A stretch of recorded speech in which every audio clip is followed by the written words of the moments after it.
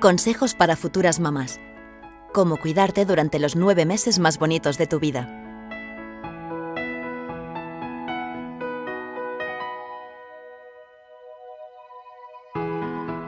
Positivo. Aquí empieza todo. Estas 2 rayitas marcan la línea de partida del viaje más bonito que una mujer pueda imaginar. Un viaje en el que cada decisión cuenta, porque desde este preciso momento puedes empezar a cuidar a tu bebé con ayuda de los mejores profesionales. A partir de ahora, 2 corazones laten dentro de ti. Estás unida de tal manera a tu hijo que cuando nazca tendrá tus ojos, tu pelo, tu cara y tu salud. Por eso es fundamental que lleve tu embarazo un buen equipo médico, que se preocupe por tu salud y la de tu futuro hijo. A continuación, vas a ver una guía con recomendaciones generales durante el embarazo. Pero ten en cuenta que son consejos flexibles y que la última palabra siempre la tendrá tu ginecólogo.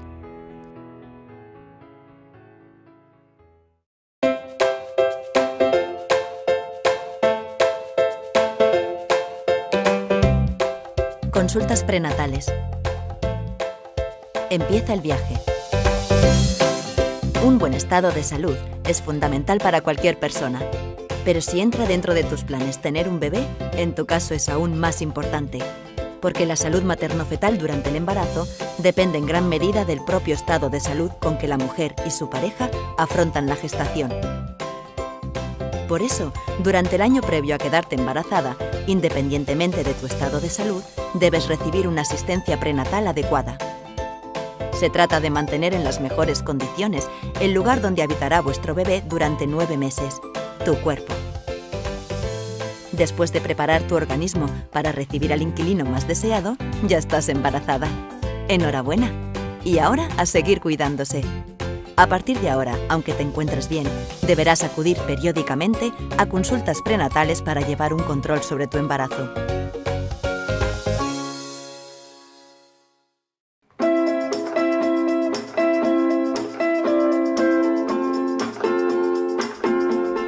Alimentación y nutrición.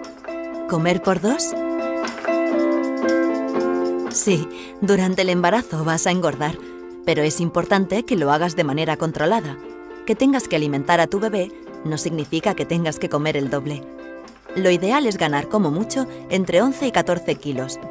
Por eso debes llevar una dieta equilibrada y variada: proteínas, hidratos de carbono, grasas. Reduce los alimentos con mucho azúcar y las grasas animales y bebe por lo menos 3 litros de líquido al día. Recuerda que es preferible cocinar lo que vayas a comer a la plancha, al horno, hervido o al vapor, y que debes aumentar el consumo de frutas, verduras, arroz, pasta y legumbres, además de beber de medio a 1 litro de leche al día, o su equivalente en yogur o queso fresco. Para asegurar la correcta nutrición del feto, puedes tomar también suplementos farmacológicos como yodo, hierro, calcio, folatos, vitaminas y minerales. Además, cuando tengas a tu hijo, ten en cuenta que la leche materna se considera la mejor alimentación para un recién nacido. Recuerda que todo lo que ingieras estando embarazada afectará en mayor o menor medida a tu bebé. Por eso, evita bebidas alcohólicas, drogas, tabaco y medicamentos que no te haya recetado tu médico.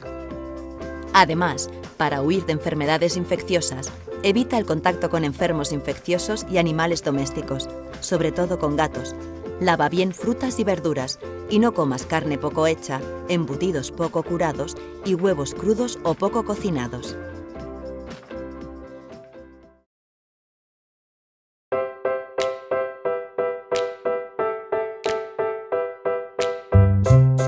Vestido y calzado durante el embarazo. ¿Qué me pongo? Esta pregunta que tanto te haces cuando no estás embarazada, tienes que sustituirla por esta otra cuando estás encinta. ¿Qué ropa es buena en mi estado? La respuesta es fácil. Opta siempre por la practicidad. Ponte vestidos cómodos y holgados, y si usas medias o calcetines, que sean sin compresión. Evita la faja, salvo prescripción facultativa, y usa calzado confortable, ni tacón alto ni totalmente plano. Recuerda además que es importante la higiene diaria, tanto corporal como bucal.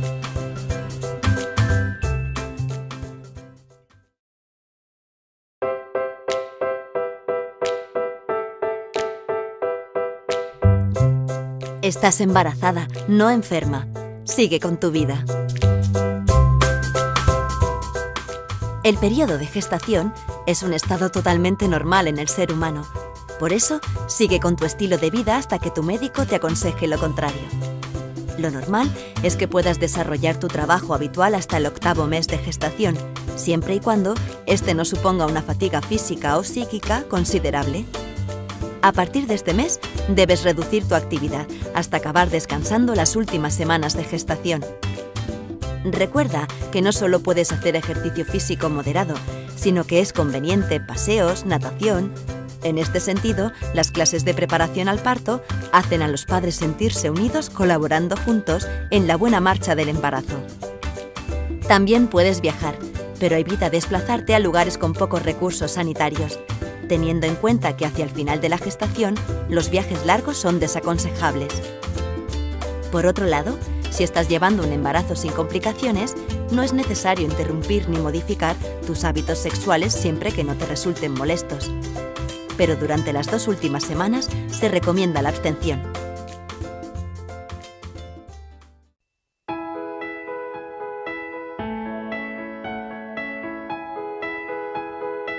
Consulta a tu ginecólogo. Para eso está. El equipo ginecológico que lleve tu embarazo estará siempre a tu lado ante cualquier duda o problema que te pueda surgir. No dudes en acudir a ellos con cualquier pregunta. Acude a consulta cuando tengas vómitos intensos y persistentes, diarrea, dolor al orinar, dolor de cabeza no habitual o hinchazón en una región diferente a pies y tobillos, o en estos si no desaparece tras el reposo nocturno.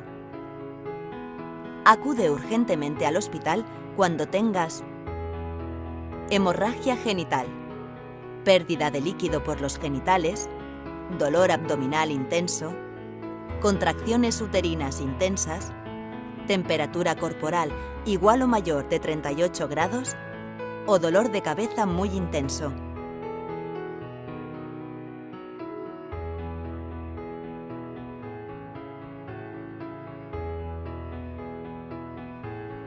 Si tienes sospechas de parto, acude al hospital cuando tengas contracciones uterinas rítmicas progresivamente más intensas y con una frecuencia de 2 en 10 minutos durante 30 minutos, pérdida de líquido por los genitales, sospecha rotura de bolsa o pérdida de sangre por los genitales. Los meses de embarazo son muy emocionantes para los futuros padres, aunque también muy duros. Pero cuando tengáis a vuestro bebé en brazos, todos los esfuerzos habrán merecido la pena.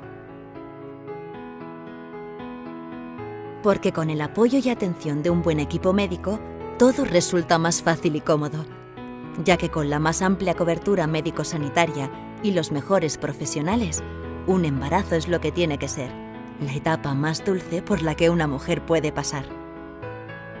Por eso Asisa está siempre presente en la vida de sus asegurados, incluso antes de que ésta empiece.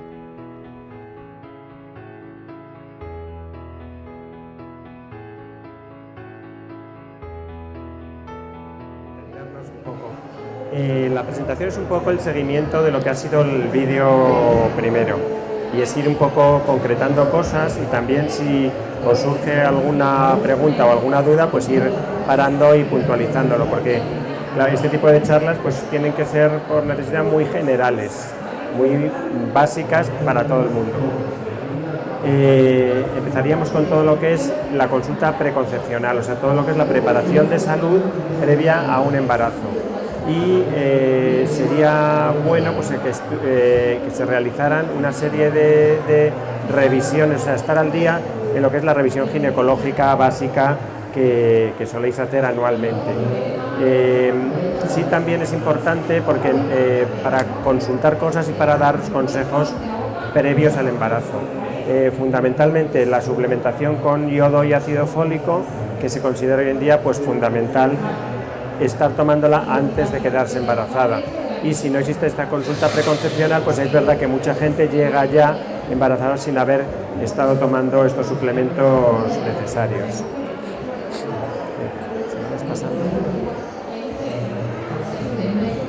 Habrá una serie de circunstancias en las que será incluso desaconsejado el embarazo por problemas de salud, diabetes importantes, cardiopatías, etcétera, etcétera.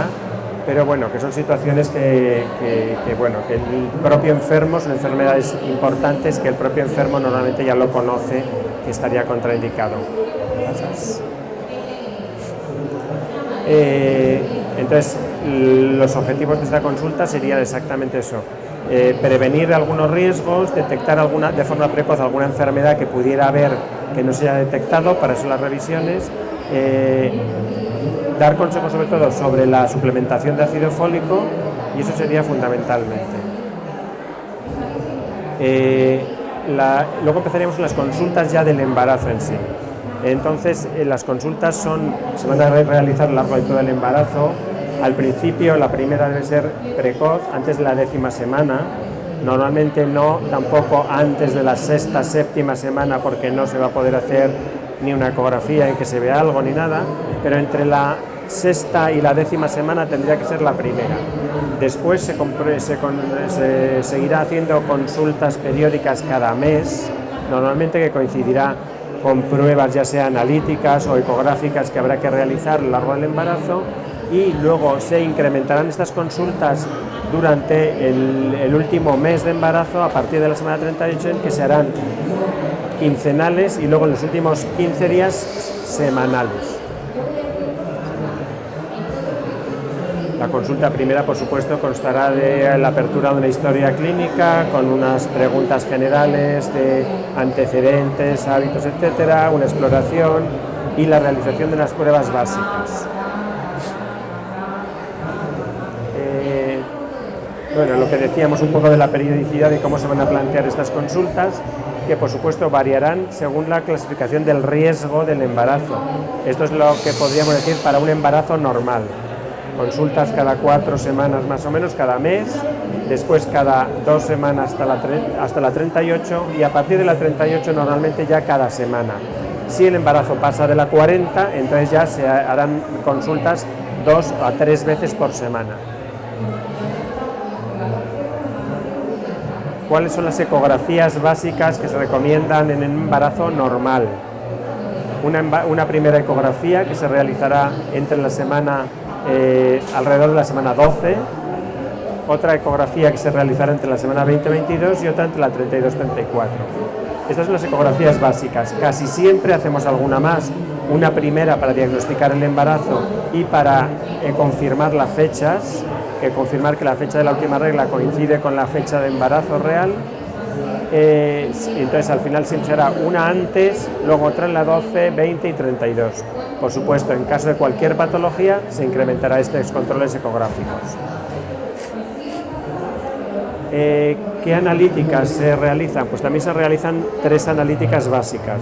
Una primera que se realiza en el primer trimestre, en cuanto se conoce el embarazo. En la primera consulta ya se pide esta primera analítica, que será una analítica general, con algunas peculiaridades como el grupo sanguíneo y el RH, que tendrá su interés para evitar problemas del niño, una bioquímica, serologías, que son determinaciones de anticuerpos para enfermedades infecciosas, fundamentalmente rubeola, toxoplasmosis, hepatitis B, C, HIV,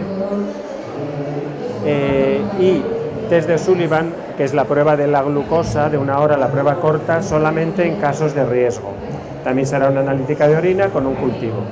En el segundo trimestre se repetirán las pruebas básicas, el hemograma, la bioquímica, todo esto igual, y dependiendo del grupo sanguíneo y el RH se repetirá el test de Coombs, que es para detectar alteraciones, y se realizará siempre, en este caso ya, la prueba de glucosa, el O'Sullivan, la prueba de glucosa corta, la de 1 hora, el test de screening.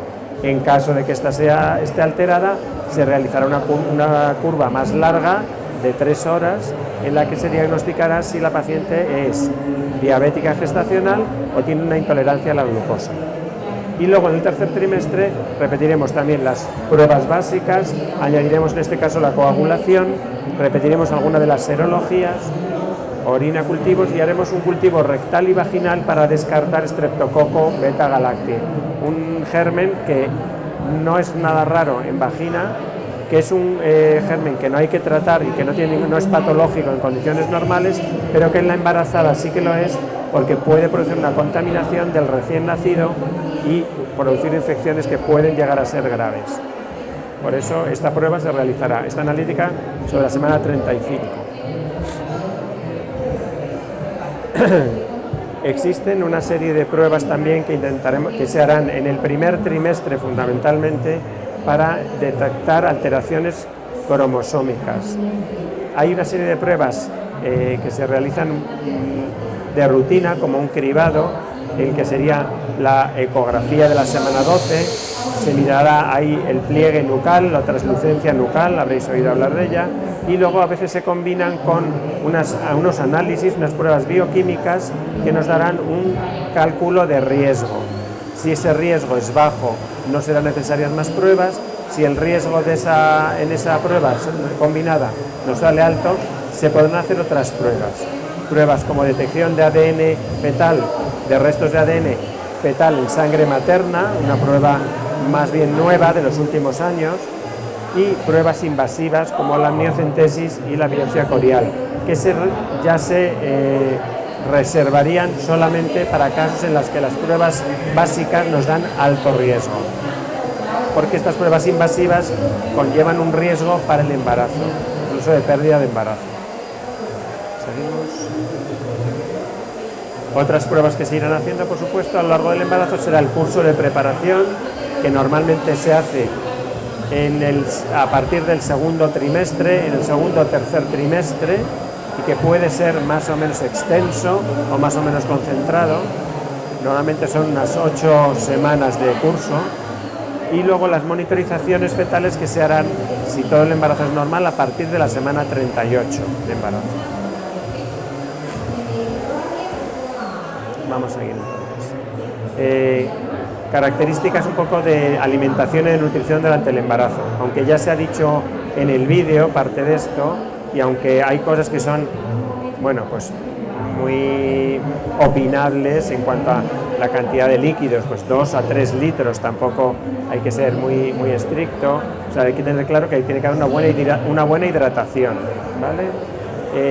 Quitar, por supuesto, una alimentación, muchas veces lo que vais a entender muy fácilmente como una alimentación sana, la ingesta de proteínas. Habrá que hacer mejor alimentos a la plancha que alimentos con mucha grasa, con muchas salsas, etcétera.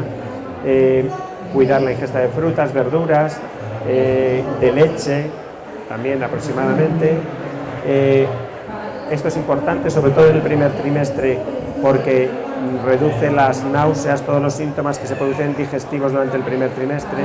Comer la cantidad de comida, que sean comidas pequeñas en cantidad y frecuentes, al menos 5 veces al día. Y bueno, la ganancia de peso aproximada.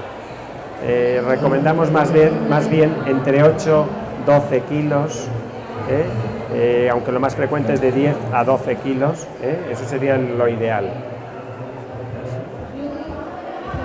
Suplementos que damos durante el embarazo: yodo siempre, y por lo menos 2 meses, lo ideal es estar tomándolo 2 meses antes de iniciar el embarazo. Ahora se hace casi siempre el yodo se combina, el ácido fólico es lo que estaba hablando, perdón, lo que hay que tomar siempre 2 meses antes. Ahora se suele combinar casi siempre con yodo, complejos que tienen yodo y ácido fólico, y luego otros complementos se suelen dar a partir del primer trimestre, acabado el primer trimestre, complejos ya un poco más variados, más ricos, con otro tipo de vitaminas, de yodo, de calcio, etcétera. Estrictamente tampoco son necesarios, habría que personalizarlo en cada uno, pero la mayoría de las veces un pequeño suplemento de hierro, un suplemento vitamínico, pues sí es necesario.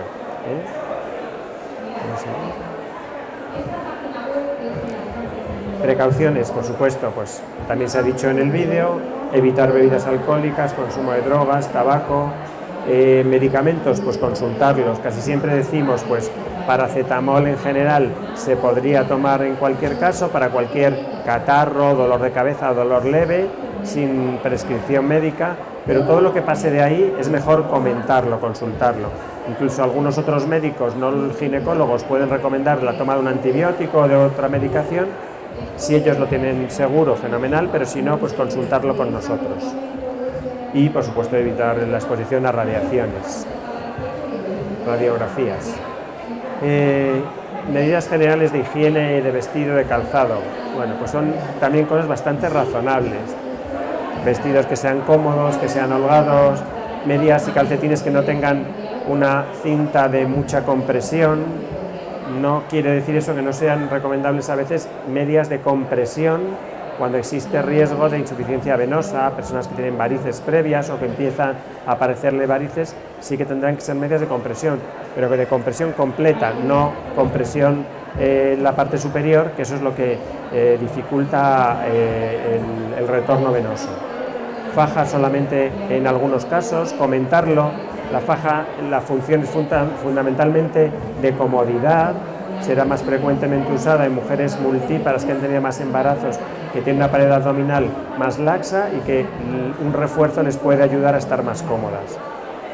Calzado confortable, pues lógico, de tener un tacón medio, mejor incluso que el plano y mejor que desde luego un tacón alto. Trabajo, pues nos decían aquí que cosas muy ideales, que hay que trabajar hasta la semana, hasta el último mes, que después hay que reducir la actividad, que después hay que descansar las últimas semanas. Bueno, hay que ver un poco en cada caso y las situaciones laborales, porque desde luego bajas para descansar al final del embarazo no existen, bajas laborales, o sea que hay que ir viendo un poco y muchas veces pues acudiremos a pequeñas molestias de espalda, etcétera, para dar bajas y para mejorar este descanso del final del embarazo. El deporte y el ejercicio físico hay que mantener y también depende mucho del hábito previo, de la actividad a la que estéis habituados. Habrá gente que con mucha actividad deportiva previa pueda mantener más tiempo una actividad más intensa que otra que no está habituada, que deberá iniciar un pequeño ejercicio por lo menos de mantenimiento, de paseos o de ejercicio de natación, dependiendo de las posibilidades, etcétera. Viajes, pues también, se puede viajar en el embarazo en general, hay que evitar viajes extenuantes o viajes en las últimas semanas de embarazo porque puede desencadenar el parto, simplemente. Y relaciones sexuales también los consejos que han dado. En principio se pueden tener durante todo el embarazo, al final habrá que tener cuidado por si se inicia el desprendimiento del tapón mucoso, manchados, etcétera, y ahí habría que suspenderlas.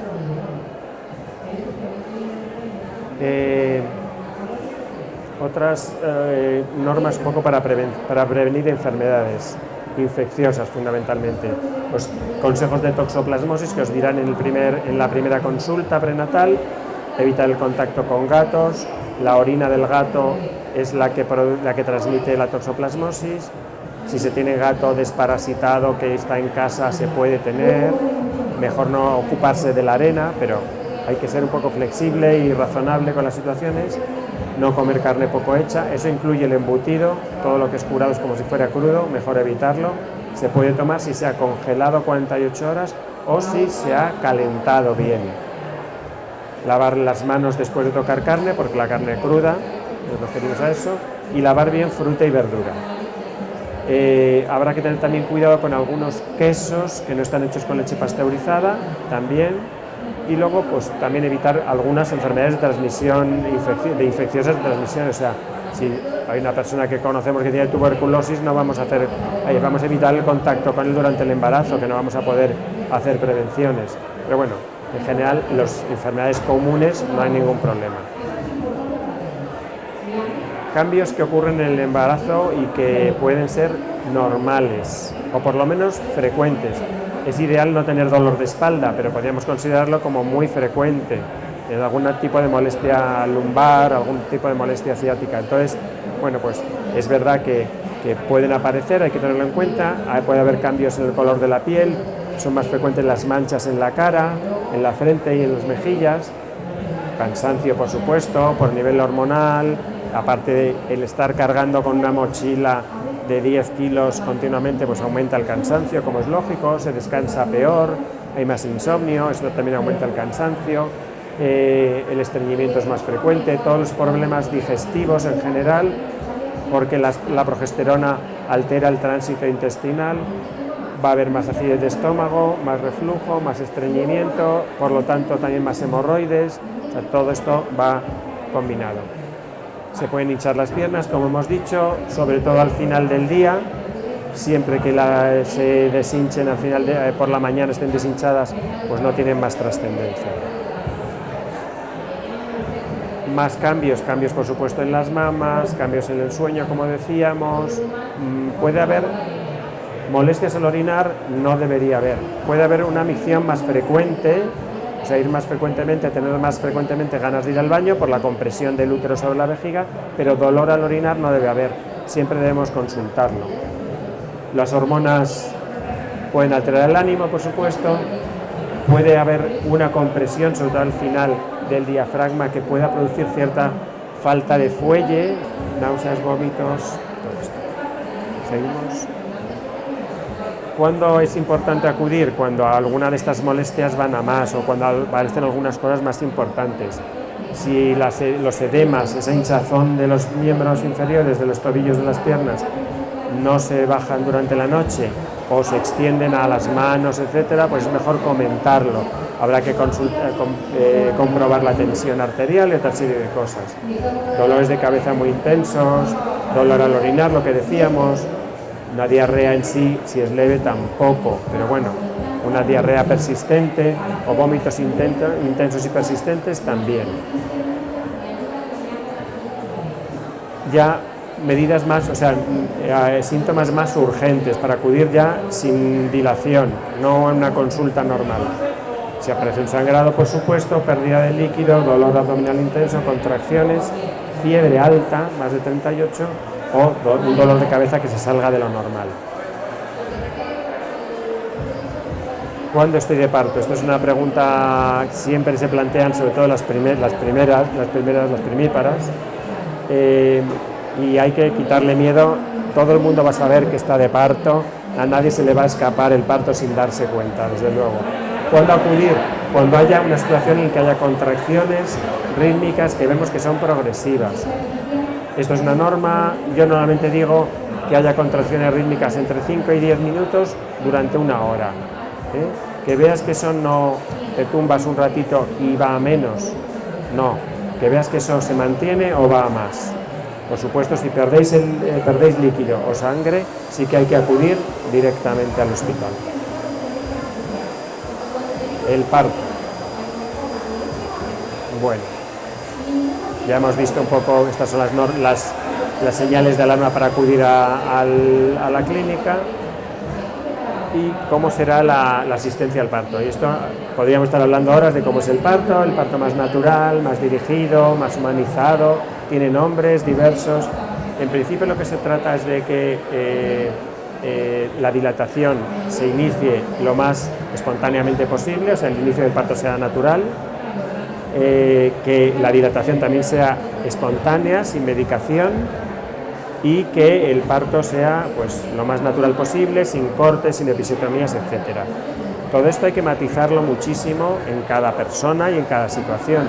Habrá mujeres en las que habrá que provocar el parto por una causa médica, un problema del niño, un problema de la madre, un problema de que se pasa demasiado tiempo y hay que provocarlo. Pues hay que provocarlo, hay medicaciones, tenemos medicaciones para intentar de una manera fisiológica inducir el parto al organismo, ¿no? Otras veces el parto se desarrollará con mucha naturalidad y habrá que con un registro de contracciones incluso periódico será suficiente. Otras personas necesitarán una monitorización más continua porque la gráfica nos avisa de que hay algún problema. Habrá que personalizarlo. Y luego lo ideal es un parto vaginal espontáneo y sin puntos. Es mejor un pequeño desgarro que una episiotomía, pero es verdad que es mejor una episiotomía que un gran desgarro. Solo el médico en esa situación o la matrona en esa situación es capaz de decidir, según ve los tejidos, según ve la distensión del perineo, de tomar esas decisiones. Entonces, teniendo todos claro, que creo que todo el mundo tenemos claro, que lo ideal es no tener puntos, no tener cortes, pues hay que darnos un poquito de confianza, porque a veces la gente viene con la idea de yo no quiero puntos.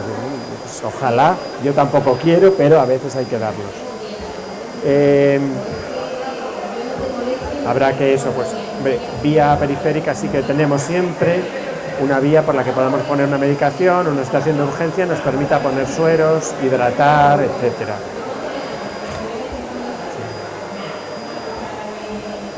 Cómo colocarnos, cómo hacer la dilatación, andando, en cama, con epidural, sin epidural, ponerla antes, ponerla después.